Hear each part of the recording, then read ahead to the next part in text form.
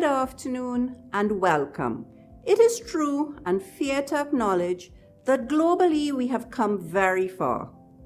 It is also true that with over 10 years of dedicated work by UN Women, with the commitment of UN member states, quite a lot has changed. However, it is equally true that even with all our progress in advocating for gender equality and the empowerment of women, we still have a long way to go. Thus, for this, the 9th edition of our Women's Conference, the second of which is being presented through these webinars, we felt it was critical to come together to share thoughts and ideas on how we can further place emphasis and action on gender equality.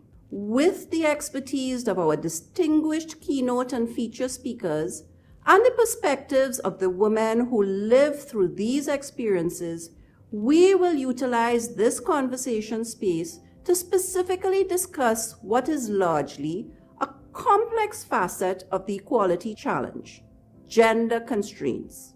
Why complex? I'm sure you will agree that a unique mix of factors underpin the issue of gender constraints. The truth is that many times the constraint itself is not impermissible by law. So if our answer is simply legislate, we may still be left wanting. Of course, we are by no means dismissing the value of reformative agendas, laws, and policies where applicable, but we must acknowledge that these simply cannot stand alone. Our zeal to legislate must be matched by an earnest desire to educate. At the institutional level, far too many businesses see no wrong in the recruitment practices and organizational cultures that place limits on the female workforce. At the educational level, our schools see no issue in fostering an environment that signals to girls that specializing in science, technology, engineering, and mathematics is an anomaly. And at the domestic level, some of our men still struggle with allowing us the opportunities to work, earn, and contribute beyond household labor. These all present ideal avenues for educating and re-socializing our people, for helping us to examine our biases and reshaping our mindset. The solution doesn't end there, though. There is much work that many of us can do at the personal level to make a contribution. In reflecting on her experience as a child who became very aware of her affinity for fixing things, Trinidadian-born aerospace engineer and space scientist Camille Wardrop Alleyne says of her mother, "She was supportive. She encouraged me to explore. When something broke around the house, she wasn't calling Dad to fix it, she was calling me.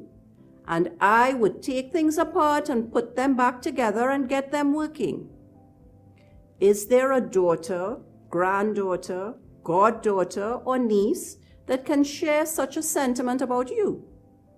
Are we really as open-minded as we ought to be? Or are we ourselves guilty of putting constraints on others? Furthermore, many of us are constrained by our own limiting beliefs. Even when there is legislation to protect us, and even when we know better, we lack the willpower or maybe the self-confidence to believe that we have what it takes to capitalize on the opportunities, to negotiate our terms, and to break the barriers that we face. It is our hope that through this session, we will all be reminded that we are limitless. We will all leave convinced that the changes we seek are not just thinkable, they are attainable. We must be mindful, however, that the extent to which we will see that change will be dependent on how seriously we all uphold our personal responsibility to make a difference. This means that removing gender constraints cannot be viewed solely as a women's fight. The advancement of women cannot be viewed as an exchange for the regression of men. In fact, in the week ahead, the the world will pause to recognize International Men's Day, and we are encouraged to stand in support as they seek to address the various challenges that they also face. And that's the end goal, that both men and women will find ways to partner together in the spirit of inclusion and equality for all.